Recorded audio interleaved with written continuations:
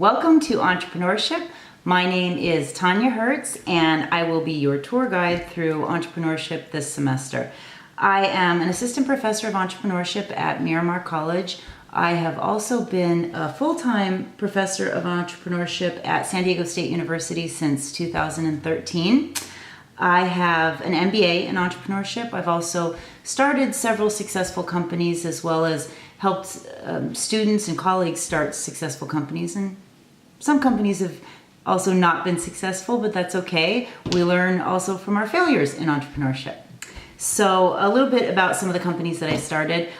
In 2018, I started a company with my sisters and my brother, and actually my father contributed some money to the venture. And it was a small family bakery, but we knew that we wanted it to be a big company. We wanted it to be successful. And in 2009, we had acquired a contract with Costco, and shortly thereafter, a contract with Trader Joe's. By the time we sold the company in 2011, we were the sole provider of all of the Trader Joe's brand baked goods in every single Trader Joe's on the west coast of the United States. So if you still to this day go into Trader Joe's and buy a carrot cake muffin or any other baked good, there's a chance that that came from my company. It might even be one of my recipes. So another company that I actually helped a former student to create this company, and it's a company called Korsky. And I'll tell you a little bit about the history. In 2015, a former student named Luke Sofinos was sitting in a big lecture hall classroom over at San Diego State, and he was taking attendance with the clickers. And he was thinking, there's a better way. There has to be a better way to take attendance than with this bulky device that he had to bring with him to every single class. And he thought, why can't I do this with my cell phone? Why can't we use our cell phone to take attendance? He recognized a problem. There was a pain in the market, and he thought, there has to be a solution. Can I find a method to solve this problem? So Luke began working on an app that could take attendance using a student's cell phone or their laptop and geolocation. And instead of spending several months writing out this detailed business plan, Luke, with the help of several of the professors on campus and with the help of the on-campus incubator, the Zahn Center, he quickly developed his first prototype. And with the help of the professors on campus, he tested the first iteration of that prototype on a group of classmates at SDSU. And the first prototype of Korsky was not perfect, obviously. It was bulky, it was unintuitive, but with the results that he learned from testing that product, he was able to very, very quickly make improvements. 2 years later, and Korsky is one of the fastest growing companies in San Diego. The Korsky software is constantly being improved through each iteration of the product design. Luke recruited several fellow of his San Diego State University colleagues and students, including Ryan Van Shore, who's another sort of co-founder, co-entrepreneur in the company, and they've all helped this company to grow. Right now, Korsky is being used by tens of thousands of students across the United States, and it's even being used internationally.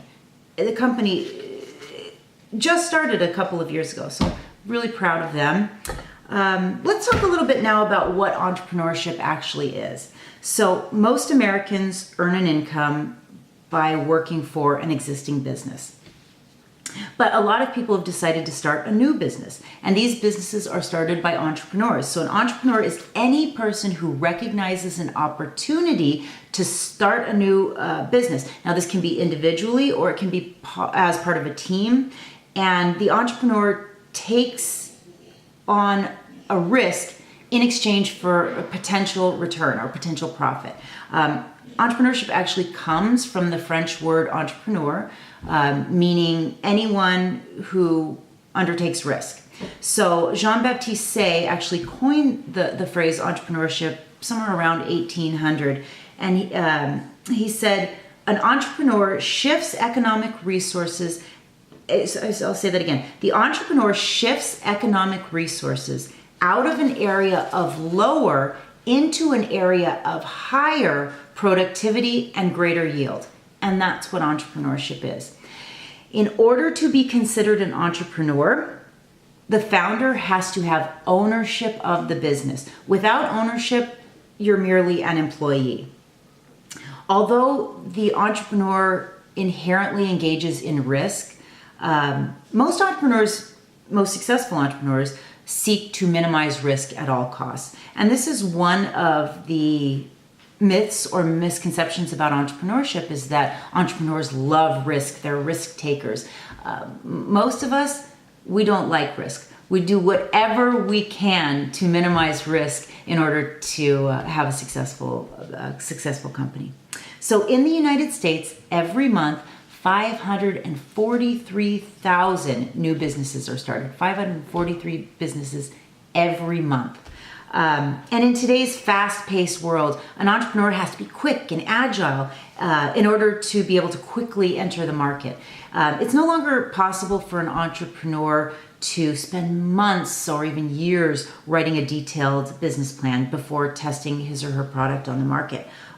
Using concepts such as the lean model framework or the business model canvas, entrepreneurs can quickly bring the product or service to market and test the business model in the real world, in the market, before we actually have this perfectly written business plan developed. Now, this doesn't mean that learning all about a business plan isn't important. Business plans are vitally important. We need to know the various components of a business plan. We need to know the purposes of those components and the purpose of the business plan in general.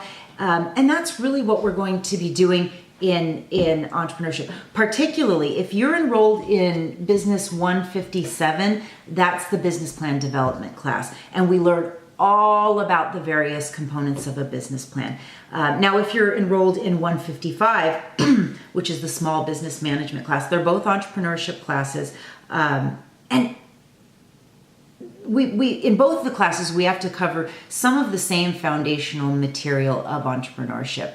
And then as that, as we move along, we delve a little deeper into, the specializations. So in chapter 6, 7, and 8, we're covering the foundational material of entrepreneurship. So we're looking at what is a business plan? What's in it? What's a marketing plan? What do we use this for? We also look at some of the organizational structures of new businesses. And we do that in both classes. And that's about the first month of the class. And some of you, I think, are taking both classes, and that's great too. A little bit of overlap, but don't worry, you're going to get plenty out of both of them. And if you are taking one or the other, I recommend maybe take one this semester and then next semester take the other. I believe next semester we're also going to be offering an in-class version of this class, so whichever you prefer, online or in class. So the material in the textbook is going to give you the foundational material that you're going to need to learn in order to be successful and start a new business, if that's what you choose to do. We're also going to have videos. We're going to have discussion posts. And these, we delve a little bit more into the real world aspects of entrepreneurship, of starting a business.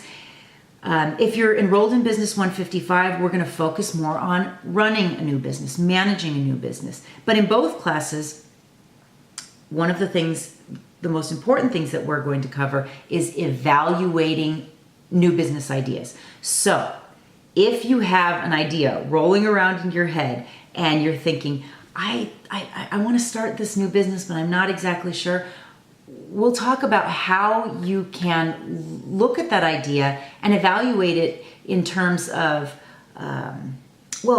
is this the right business for you to start? Feasibility. Is this a feasible business, and is this impactful? So we look at feasibility, impactfulness, and we decide, should we start this business, or perhaps is there another idea that would be better, without wasting a lot of time jumping into that idea. So opportunity evaluation is an important component in any entrepreneurship class, so we're going to cover that. One of the other things that we're going to do is we're going to dispel some of the myths about entrepreneurship. In fact, let's do that right now. I think a lot of us have an idea of what an entrepreneur looks like. So when I say entrepreneurship, what do you think of? Do you think of this 20-year-old tech geek up in Silicon Valley who's starting the company with millions of dollars that he got from venture capitalist funding? Okay, a lot of us think that's what an entrepreneur is. That's what entrepreneurship is like.